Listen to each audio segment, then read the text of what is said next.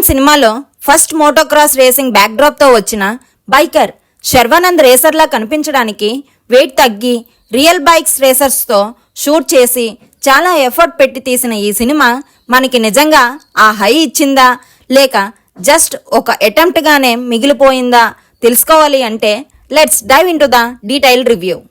అందరికీ నమస్కారం. Welcome to బాబాయ్ అబ్బాయి ముచ్చట్లు. ఒక్క మాటలో మీ పిన్ని స్టైల్లో చెప్పాలి అంటే ఈ బైకర్ మూవీ బాగానే అనిపించింది. కాకపోతే ఎమోషన్స్ అంత డెప్త్గా లేవు అనిపించింది.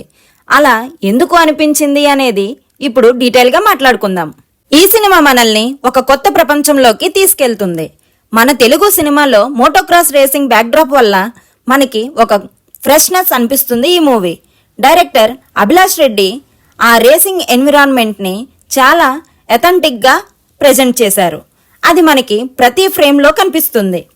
రేసింగ్ సీక్వెన్సెస్ వస్తే మాత్రం స్క్రీన్ మీద స్పీడ్, ఆ డస్ట్, సౌండ్ అన్నీ కలిసి మనం ట్రాక్ పక్కన నిల్చొని రేస్ చూస్తున్నాం అనే ఫీలింగ్ వస్తుంది. Especially bike sound, camera angles, visuals అన్నీ కలిసి ప్రాపర్ థియేట్రికల్ ఎక్స్పీరియన్స్ క్రియేట్ చేస్తాయి. ఇక్కడ వరకు సినిమా స్ట్రాంగ్గా నడుస్తుంది. కానీ కొంచెం ముందుకు వెళ్ళాక మనకి తెలుస్తుంది స్పోర్ట్స్ సినిమా అంటే జస్ట్ గేమ్ కాదు, దానికి ఎమోషన్ కూడా ఉండాలి అని. ఆ ఎమోషన్ స్ట్రాంగ్గా కనెక్ట్ అయితేనే సినిమా మనకి గుర్తుండిపోతుంది. ఇక్కడ బైకర్లో అదే కొంచెం తగ్గింది అనే ఫీలింగ్ వస్తుంది. Hero journey, decisions, father son bonding లాంటి ఎలిమెంట్స్ చాలా డెప్త్లో ఉండాలి అనిపిస్తుంది. కానీ స్క్రీన్ మీద అవి అంత ఇంపాక్ట్ క్రియేట్ చేయలేకపోయాయి. ఫస్ట్ హాఫ్లో రేసింగ్ సెటప్, క్యారెక్టర్స్ ఇంట్రడక్షన్, కొన్ని లవ్ మూమెంట్స్తో సినిమా స్మూత్గా నడుస్తుంది. కానీ లవ్ ట్రాక్ మాత్రం చాలా రొటీన్గా అనిపిస్తుంది. ఎక్కడ కొత్త అనే ఫీలింగ్ రాదు. సెకండ్ హాఫ్లో స్టోరీ కొంచెం సీరియస్ టోన్లోకి వెళ్ళినప్పుడు రేసింగ్ కాన్ఫ్లిక్ట్స్ అండ్ కమ్బ్యాక్ మూమెంట్స్తో సినిమా పికప్ అవుతుంది. జర్మనీలో జరిగే రేసింగ్ ఎపిసోడ్స్ డిజైనింగ్ బాగుంది. ఎస్పెషల్లీ క్లైమాక్స్ రేసెస్ అయితే థ్రిల్లింగ్గా ఉంటాయి. టెక్నికల్గా స్ట్రాంగ్గా ఉంటుంది.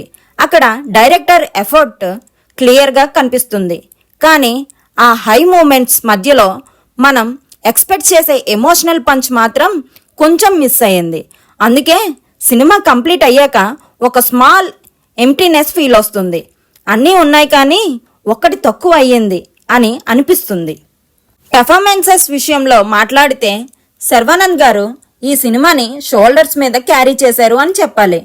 రేసర్గా ఆయన ట్రాన్స్ఫర్మేషన్, బాడీ లాంగ్వేజ్, డెడికేషన్ అన్నీ న్యాచురల్గా కనిపిస్తాయి.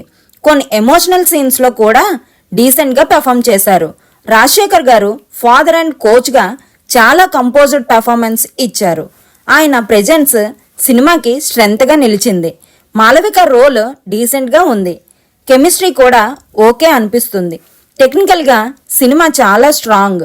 యువరాజ్ విజువల్స్ చాలా రిచ్గా ఉన్నాయి. బ్యాక్గ్రౌండ్ స్కోర్ రేసింగ్ సీన్స్ని బాగా ఎలివేట్ చేసింది.